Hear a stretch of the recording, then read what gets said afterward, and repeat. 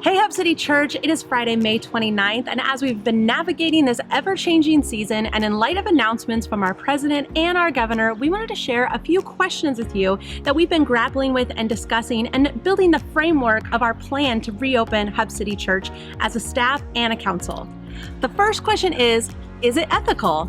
Yeah, is it ethical? Number one, meaning, can we do it? Should we do it? Is it the right thing to do? Is there some sort of a moral dilemma within us of whether or not this is the right decision to make in reopening? It's a good question to be asking because we do value life and we value each and every life in our church and in our community. And if it were to violate some sort of ethical question within us, well, it causes us to reconsider some things. The second question is it permissible? Yeah, is it honoring to those authorities in our lives, the local government, state government, Foursquare denomination, all of these authorities that are in and we serve under, we want to honor them, we want to submit to them, we want to serve them the best that we can. And so is it permissible within the construct of the guidelines and rules that they've created? We have to be asking ourselves the question, is it permissible to operate in this way? The third question, is it missional? Does reopening and whatever we do, does it fulfill the mission that Christ has given us as a church, which is to go and make disciples? And so reopening needs to assist us in that and not just be about ourselves and what we get out of church. It needs to be about reaching this community for more people to understand the truth of who Jesus is. Lastly, is it practical? Is it practical? Is it all the logistics that it takes to run service and operate a service? We don't just swing those doors open and everybody floods in, right?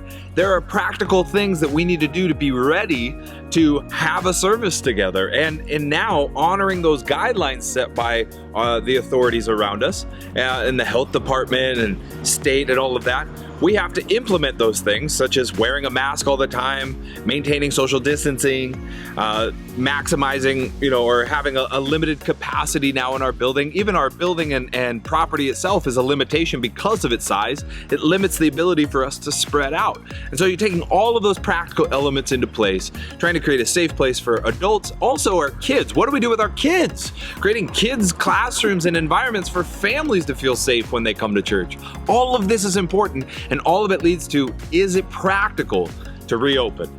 So these four questions of is it ethical, is it permissible, is it missional, and is it practical have created a framework for the church ministry leaders, the council, and others in our church leadership to be able to say, what does reopening for Hub City Church look like? And it's a good set of questions to be asking yourself because it gets you thinking outside of your bubble, outside of yourself and that kind of vacuum mentality, and begin to think about our community, the people in our church, and what kind of impact and implications reopening is going to have. We have some questions that we've been hearing from some of you. The first one is, when do we get back to normal?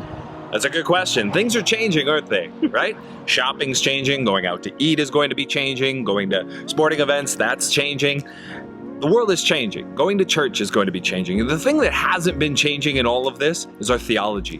What we believe has not been changed, not been told to change. We have not been hampered in any way to preach the gospel, to believe what we believe. None of that is being dictated to us or affected in this season. Our theology has not changed, but our methodology has changed. How we do that, how we live that out, how we live out what we believe is being changed and challenged, and that's okay. Change is not a bad thing, it's just different.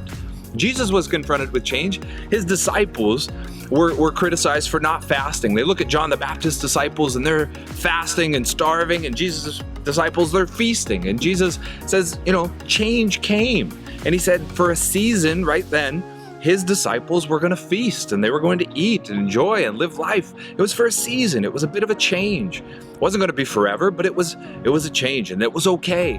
He illustrates that change with a parable that's very familiar, the new wine and wineskins kind of parable. He says you don't put new wine into old wineskins because it would expand and then it would burst. It doesn't contain it anymore, right? So you have to put new wine in new wineskins. And this parable that Jesus is laying out, I think, is very appropriate for where we're at as a church. Our theology is not changing, but we're in a changing season, so our methodology is changing and new, and that is going to allow us to be innovative, creative, think of new things and new ways that we can bring the gospel of Jesus to Skagit Valley. And that's exciting and that's good, and we should not be resisting that and trying to fight back and contend for normal, contend for what it used to be, but rather let's look forward to where God is leading His church. Where is God leading His church to be innovative, creative, and thinking new? What does new look like in you and in the rest of our church? Another question is, outdoor services apparently can happen. Is that in our future? Boy, wouldn't that be nice? Sunshine, it's beautiful out, yeah, right? That would be great. As we read the guidelines right now set by our state, they have to be on the property of the organization. And as you know, our property that Hub City owns is quite tight and small, and it creates a practical limitation. And we talked about practicality earlier. And the fact that we couldn't fit a lot of cars in our parking lot, we don't have much of a yard or space for that, for you to be able to spread out in that way. And at this time, it's just not feasible. It's not a practical option that we can really pursue. But doesn't mean that we're not going to continue to find clarification in that guideline, continue to look at options and explore what opportunities are out there within the honoring of those guidelines. So as of right now, no, it's not a viable option for us, but we'll see. So we're all on the edge of our seats, and we've had the question, Sean, when are we going to reopen? That's a great question. It comes a lot. One of the things that I would say to that is, one, we've never really closed, okay? We have to see this through the mindset of the church never closed. We just scattered.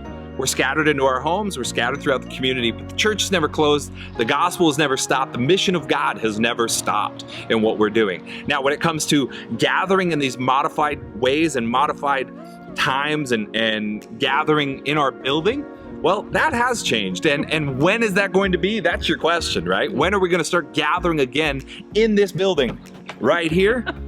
Gosh, my most honest answer, I don't know, right? I know you're going to hate that answer, but I don't know. I feel like every week these things are changing and very fluid.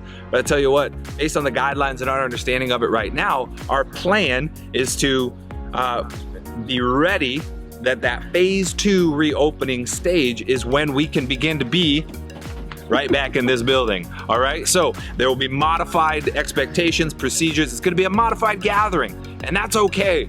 But when that day comes, you'll know when we set that reopening date and be able to reconvene in that way. We'll put it everywhere. It'll be everywhere, online, boom. If you don't know it, oh man, there's a rock, you were living under it. I don't know, but we're gonna get that information, and accompanied with that regathering date will also be all the list of new procedures and expectations, so you're not blindsided by any changes that come to our Sunday morning gatherings. So Sean, how can we, the people of the church, help out? Yeah, one of the biggest ways that you can help right now is to complete a survey that we've created. It's a brief yes or no question type of survey. It's online. It's going to take you just a matter of minutes, but that's going to help us know for you, what is your comfort level when it comes to regathering in this building with your church? Everyone's different on this spectrum of what makes them comfortable and uncomfortable, and we just want to know what you're thinking, where you're at, what you're feeling during this time, and your honest answers to this is going to help us be able to better serve you during this time of reopening the church. Hub City Church, we love you so much, and we cannot wait to gather in this building once again. We are going to move forward with wisdom, and we thank you for trusting us as we move forward in these decisions. Absolutely. Church, don't forget, you can find everything online at Church at Home on our website. Until then, we love you, and we'll see you soon.